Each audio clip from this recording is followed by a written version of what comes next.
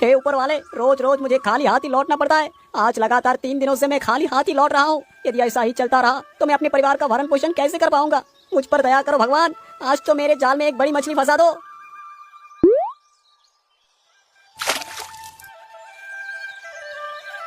और ये क्या, मेरा जाल इतना भारी क्यों लग रहा है? मुझे लगता है जरूर इस बार कोई बड़ी मछली हाथ लगी है। मछुआरा बड़ा ही खुश होकर अपने जाल को बाहर खींच लेता है तो देखता है कि जाल के भीतर कोई बड़ी मछली नहीं बल्कि एक बड़ा सा पत्थर फंसा हुआ था। हे ऊपर वाले, तू ये कैसा इम्तिहान ले रहा है? क्या मेरे परिवार के नसीब में भूखा मरना ही लिखा है? अब तो लगभग शाम भी होने वाली है। चलो अब मैं वापस घर ही लौट चलता हूँ। इतना बोलकर मछुआरा अपनी नाव को किनारे पर लाता है और वहाँ से चला जाता है।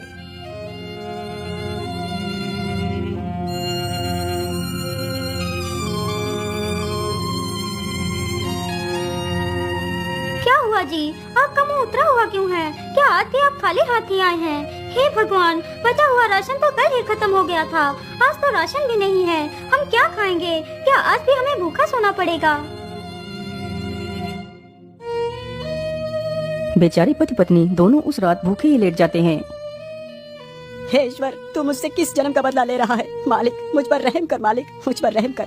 अगली सुबह होते ही मछुआरा जाल लेकर नदी की ओर निकल पड़ता है।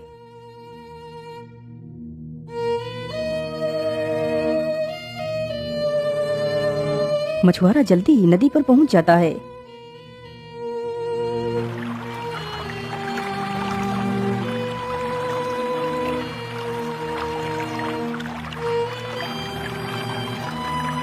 मैं इस जिल्लत भरी जिंदगी से परेशान हो चुका हूँ। यदि आज मेरे जाल में कुछ भी नहीं फंसा तो मैं इसी नदी में कूदकर अपनी जान दे दूंगा।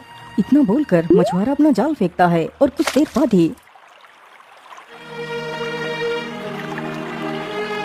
पता नहीं मेरी किस्मत कैसी है कि आज भी मुझे कुछ भी नहीं मिल पाएगा। चलो कोई बात नहीं, मैं फिर से अपना जाल फेंकता हूँ। इतना बोलकर मछुआरा अपना जाल फेंकता है। अरे इस बार तो मेरा जाल कितना ज्यादा हिल रहा है। इसका मतलब इस बार जरूर कोई मछली फंसी होगी। मछुआरा जैसे ही अपना जाल बाहर खींचकर देखता है तो उसके जाल में कोई बड़ी मछली नहीं बल्कि एक केकड़ा फंसा हुआ था। अरे ये क्या, इस बार भी कोई मछली नहीं फंसी। हाथ आया तो सिर्फ एक केकड़ा, लेकिन ये केकड़ा तो बाकी केकड़ों से बिल्कुल अलग है। अरे ये तो कितना बड़ा भी है। चलो कोई बात नहीं, मैं इसे ही बाजार से बेच कर आता हूँ। कुछ तो पैसा मिल जाएंगे जिससे मैं अपने परिवार का पेट भर पाऊंगा। इतना सोचकर मछुआरा सीधे वहाँ से बाजार की तरफ निकल पड़ता है।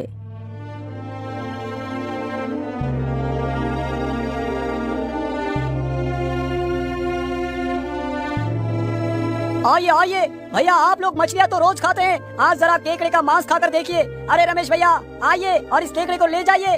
अरे नहीं नहीं भाई, मैं इतने बड़े केकड़े का क्या करूँगा? वैसे भी मुझे केकड़ा पसंद नहीं, मैं तो मछलियाँ ही खरीदूंगा। इतना बोलकर वह व्यक्ति वहाँ से चला जाता है। मछुआरा काफी देर तक बाजार में बैठा रहता है लेकिन कोई भी उस केकड़े को खरीदने के लिए तैयार नहीं होता। हे भगवान, क्या कोई इस केकड़े को खरीदेगा भी या नहीं? मैं ऐसा करता हूँ, इस केकड़े को ही लेकर चलता हूँ और आज इसे ही पकाकर खा लूंगा। इतना सोचकर वह वापस अपने घर के लिए निकल पड़ता है। अरे भाग्यवान, जरा देखो मैं क्या लेकर आया हूँ। अरे ये तो एक केकड़ा है। हाँ भाग्यवान, आज हम इस केकड़े को ही खा लेते हैं। अरे नहीं जी, मैं इस केकड़े को नहीं खाऊंगी। आप इसको बाजार से बेच आओ और कुछ राशन ले आओ। अरे भाग्यवान, मैं बाजार से ही आ रहा हूँ लेकिन कोई भी व्यक्ति इसे खरीदने के लिए तैयार ही नहीं है। अब तुम ही बताओ मैं क्या करूँ? अजी, आप इस केकड़े को राजा के पास लेकर जाओ, वह जरूर इसे खरीद लेंगे। लेकिन भाग्यवान, क्या महाराज इस केकड़े को खरीदेंगे? हाँ हाँ, क्यों नहीं खरीदेंगे। आप उनके पास जाइए तो सही। अपनी पत्नी के कहने पर मछुआरा उस केकड़े को लेकर राजमहल की तरफ चल पड़ता है। मछुआरा जल्दी ही राजमहल में पहुंच जाता है। बोलिए मछुआरे, तुम्हें क्या समस्या है? तुम यहाँ क्यों आए हो? महाराज, मेरा परिवार 4 दिनों से भूखा है क्योंकि मेरे पास पैसे नहीं जिससे मैं उनके लिए भोजन खरीद सकूं। मैं आपको ये केकड़ा बेचने के लिए आया हूँ, आप इसे खरीद लीजिए महाराज। लेकिन मछुआरे, मैं भला इस केकड़े का क्या करूँगा? राजा के मुख से यह बात सुनकर मछुआरा उस केकड़े को उठाकर जाने लगता है। रुक जाइए मछुआरे भाई, पिताजी आप इस केकड़े को खरीद लीजिए। ये केकड़ा मुझे बहुत अच्छा लगा। लेकिन राजकुमार, राजमहल में अनेक प्रकार की मछलियाँ बनाई गई है, आखिर तुम इस केकड़े का क्या करोगे? पिताजी, मैं इस केकड़े को अपने सरोवर में पालूंगा, आप इसे खरीद लीजिए पिताजी। अच्छा अच्छा ठीक है राजकुमार। अरे मछुआरे, तुम इस केकड़े को हमारे सरोवर में चलकर छोड़ दो। इतना सुनते ही मछुआरा राजा के सरोवर पर जाता है और उस केकड़े को उसी सरोवर में छोड़ देता है। राजा उस मछुआरे को एक पोटली भरकर सोने के सिक्के देता है। मछुआरे, तुम इन पैसों से पूरे जीवन खाना खा सकते हो। महाराज आपकी जय हो, आपकी जय हो महाराज। इतना बोलकर वह मछुआरा वहाँ से चला जाता है। चलिए राजकुमार, अब आप भी राजमहल को चलिए। कल सुबह तुम इस केकड़े को देख लेना। नहीं पिताजी, आप चलिए, मैं अभी आता हूँ। अच्छा ठीक है राजकुमार, मैं जाता हूँ, लेकिन तुम भी जल्दी ही आ जाना। फिर राजा भी वहाँ से चले जाते हैं। वाकई ये केकड़ा तो कितना सुंदर है। इसके जैसा सुंदर केकड़ा तो मैंने आज तक नहीं देखा। राजकुमार चंद्रवीर काफी देर तक उस केकड़े को देखता रहता है। अरे मुझे यहाँ पर बैठे हुए तो कितना समय निकल चुका है, लगभग रात भी होने वाली है। चलो अब मैं चलता हूँ। अच्छा केकड़ा, अब मैं जा रहा हूँ, मैं तुमसे कल फिर मिलूंगा। फिर वह राजकुमार भी वहाँ से चला जाता है। राजकुमार जल्दी से भोजगृह में आओ, भोजन तैयार हो चुका है। अरे मैं तो भूल ही गया, मैंने केकड़े को तो खाना दिया ही नहीं। पिताजी मैं पहले उस केकड़े को कुछ खाना खिला के आता हूँ, फिर मैं खाना खाऊंगा। इतना बोलकर राजकुमार एक खाने से भरी हुई थाली को उठाकर सरोवर के पास पहुँच जाता है। अरे केकड़े तुम कहाँ हो? देखो मैं तुम्हारे लिए खाना लेकर आया हूँ, तुम इसे खा लो। राजकुमार के कई बार बोलने पर भी केकड़ा पानी से बाहर नहीं आया। आखिर इतनी रात्रि में केकड़ा कहाँ जा सकता है? मुझे लगता है केकड़ा सोने के लिए चला गया होगा।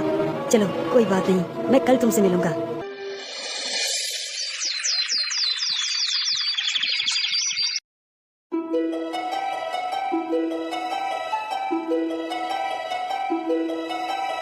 अरे केकड़ा, तुम रात्रि में कहाँ चले गए थे? मैं तो तुम्हारे लिए अच्छे अच्छे पकवान लेकर आया था। राजकुमार को तालाब के किनारे बैठे बैठे पूरा दिन गुजर जाता है।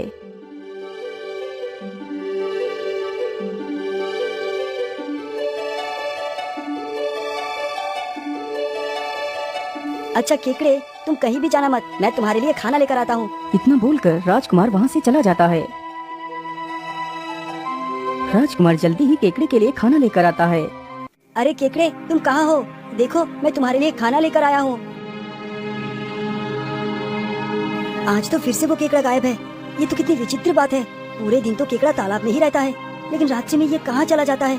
मुझे इसका पता लगाना ही होगा।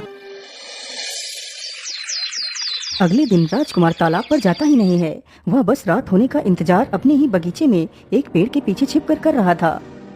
आज तो मैं इस केकड़े की सच्चाई जानकर ही रहूंगा।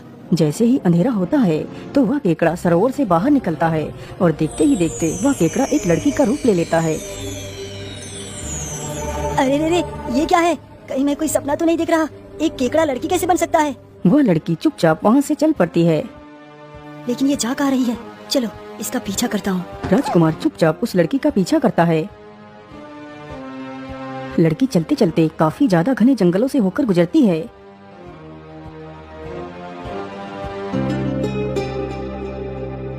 आखिर ये जा कहाँ रही है? इसके पीछे चलते चलते तो मुझे काफी समय गुजर चुका है, लेकिन ये लड़की तो रुकने का नाम ही नहीं ले रही। लड़की चलते चलते एक बड़ी सी गुफा के सामने रुक जाती है और उसी गुफा के भीतर चली जाती है। पीछे पीछे राजकुमार भी उसी गुफा के अंदर घुस जाता है।